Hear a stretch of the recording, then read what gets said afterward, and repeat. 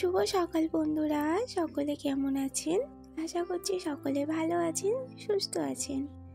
আবার একটা নতুন ভিডিও আপনাদের সকলকে অনেক অনেক স্বাগত, অনেক ভালোবাসা।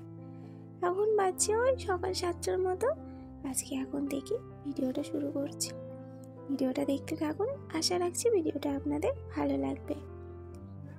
উঠেছি ওই 6টা নাগাদ। সকালবেলা উঠে ফ্রেশ হয়ে ছেলেকে খাইয়ে নিজেও একটুখানি চা খেয়ে নিয়েছি।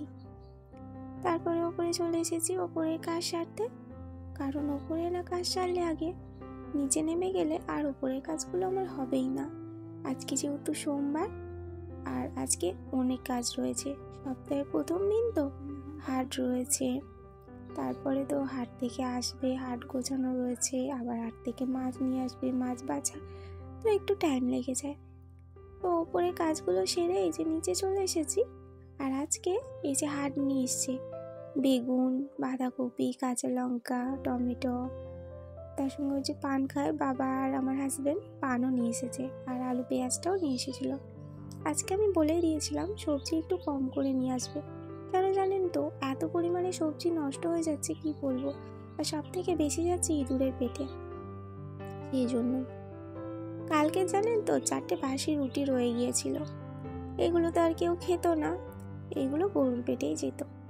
সেই জন্য ভাবলাম কেনা ময়দা নষ্ট করে কোনো লাভ নেই, যেহেতু বাড়িতেই সব কিছু রয়েছে আর ডিমও ছিল, সেই জন্য আমি ভাবলাম একটুখানি দেখি এগরোল করে যদি এই রুটি দিয়ে এগরোল বানানো যায়। ময়দা দিয়ে সাধারণত আমরা এগরোল খাই, কিন্তু এই রুটি দিয়ে খেলে মন্দ লাগে না। আমি কিন্তু মাঝে মাঝে এরকম করে থাকি, যখন রুটি বেঁচে যায় বাসি রুটি, ওটা তো ফেলাই যায়, কিন্তু এগরোল বানিয়ে খেলে কিন্তু মন্দ খেতে হয় না, বেশ টেস্টি হয়।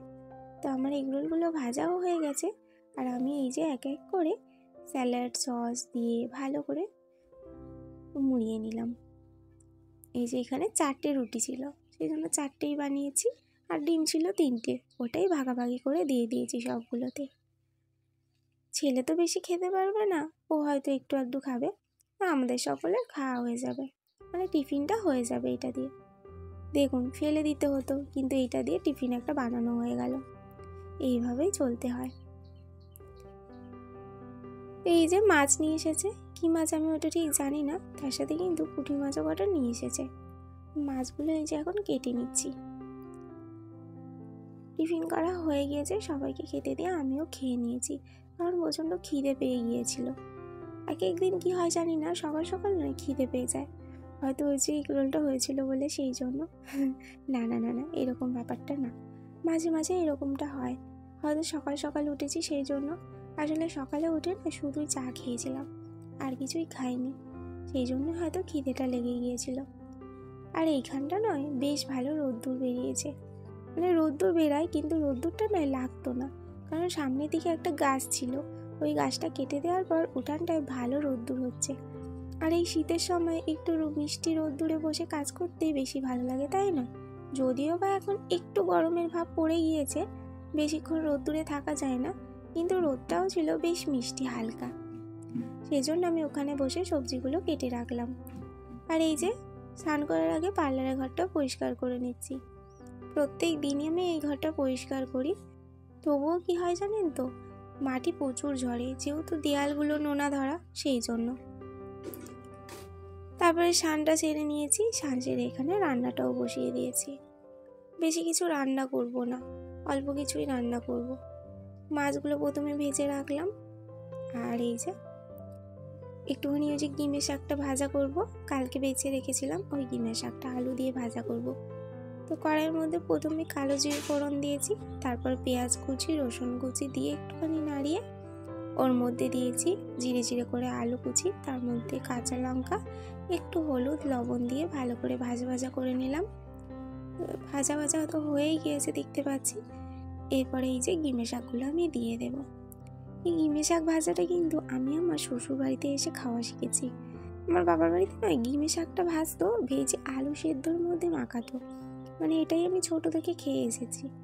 আর এই শ্বশুর বাড়িতে এসে আমার শাশুড়ি মা বললো আলু দিয়ে গিমে শাকটা ভাজা করো, বেশি টেস্টি হয়।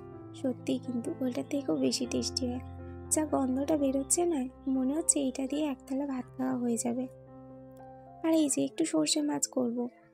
বরমশাই আবার সর্ষে মাছটা একটু পছন্দ করে, তাও আবার একটু রস রস, ওরকমভাবেই করব। যেহেতু ঝোল টোল কিছু করছি না আজকে, দেখি আবার ছেলের জন্য ডাল করতে হবে নাকি, তাহলে করব, কারণ ও আবার কী দিয়ে নইলে খাবে। তো এই যে মশলাটা কষিয়ে এখানে ঝোলটা ফুটে গিয়েছে, এর মধ্যে মাছটাও তুলে দিলাম। আর এই যে গাছে একটু ধনেপাতা তুলে দিয়ে দিলাম, ধনেপাতা দিলে কিন্তু বেশ ভালো লাগে। বাড়িতে কেনা ছিল না, কিন্তু গাছে তো ছিল, গাছ থেকে সেই জন্য তুলে কটা দিয়ে দিলাম। বেশি নেই, অল্প পরিমাণেই রয়েছে, কারণ একবারে অনেকগুলো তুলে নিয়েছি সেই জন্য। তো মাছের ঝালটা একটু রস রস করে নামিয়ে রাখলাম। আর এই যে একটুখানি টকও বানালাম, টকের মধ্যে আজকে একটু মাছও দিয়েছি। ওই যে পুঁটি মাছ নিয়ে এসেছিল না কটা, সেই পুঁটি মাছগুলো। টকটা কিন্তু মাছ দিয়ে করলে বেশ খেতে লাগে। আর এইখানে এই যে একটু তেঁতুল দেওয়া মাছ করব, একটু কাঁচা লঙ্কা আর একটু তেঁতুল গোলা জল, লবণ হলুদ দিয়ে ফুটিয়ে এই মাছগুলো দিয়ে দিলাম। আমাদের কিন্তু কাঁচা তেঁতুল মাছই করে, খেতে কিন্তু গন্ধও লাগে না, কোনো কিছুই না, খুবই টেস্টি হয়। লাস্টে একটু মেথি গুঁড়ো দিই, কিন্তু মেথি গুঁড়োটা নয়, শেষ হয়ে গিয়েছে, সেই জন্য আর দিতে পারলাম না। আজকে রান্না করেছি মাছের ঝাল, এখানে যে পাতলা করে মুসুরির ডাল করেছি। বললাম না ছেলের জন্য একটু ডাল না করলে ও আবার কী দিয়ে খাবে, সেই জন্য করেছি। আর এই যে এখানে গিমে শাক ভাজা, মানে গিমে শাক আলু দিয়ে ভাজা, তেঁতুল দেওয়া মাছ, আর এই যে টক করেছি। দেখলেন, বললাম তখন আপনাদের যে অল্প পরিমাণে তরকারি করব, বেশি করব না, কিন্তু দেখুন অনেকগুলোই হয়ে গিয়েছে। আর এইখানে কটা মাছ ভাজা রেখে দিয়েছি ছেলের জন্য, ও তো আবার ঝালের মাছ খাবে না, ভাজা মাছ খাবে। আবার মন মতো কখনো বলবে না ঝালেরটাই খাবো, ভাজাটা খাবো না, বাচ্চার মন তো, সেই জন্য। জামা কাপড়গুলো গুছাতে গিয়ে দেখলাম শুকনোই হয়নি, আবার বাইরে মেলে দিলাম। তারপর নিচে গিয়ে দেখছি হঠাৎ মাসিমণিরা এসেছে, না বলেই এসেছে, দুবার এইরকম করছে, না বলেই এসছে। তো যাই হোক, বলে আসুক আর না বলেই আসুক, এসেছে, বেশ ভালো লাগছে। আসবে না বলেছিল, কিন্তু এসেছে। তার জন্য আমি ওপরে ওই যে কাঁসার থালা বাসনগুলো বার করতে গিয়েছিলাম। আর এই যে এখন সন্ধেবেলা টিফিন করার জন্য একটু কেক মিষ্টি, মানে ওটা কেক মিষ্টি ছিল, তারপরে ওই চপ নিয়ে আসছিলো, একটু পাঁপড় ভাজা, ওই সব দিয়ে টিফিন দিয়েছিলাম, মুড়ি।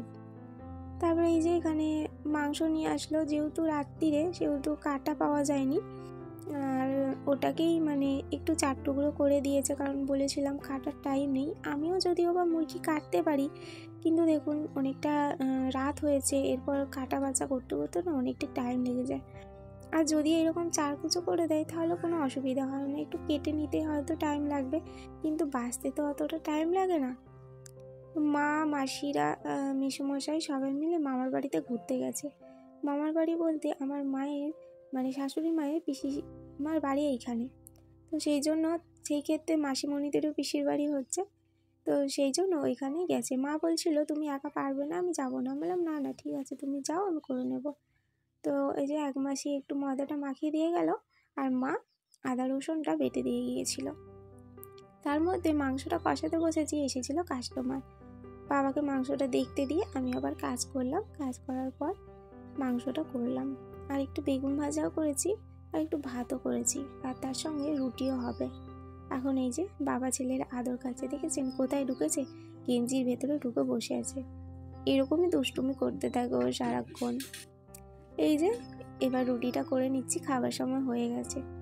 মাসিমণিরাও গরম গরম খায়, আর আমরা ওই রুটি পরোটা লুচি একটু গরম গরম খাই, মানে মোটামুটি খাবার সময় একদম করে করে পাতে দিলেই হয়, সেরকম ব্যাপার।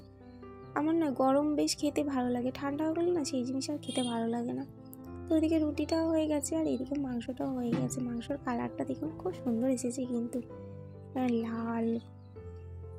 তো এই যে 2 মাসি শাশুড়ি এসেছিলেন, আর এই যে মেসো শ্বশুর এসেছিলেন।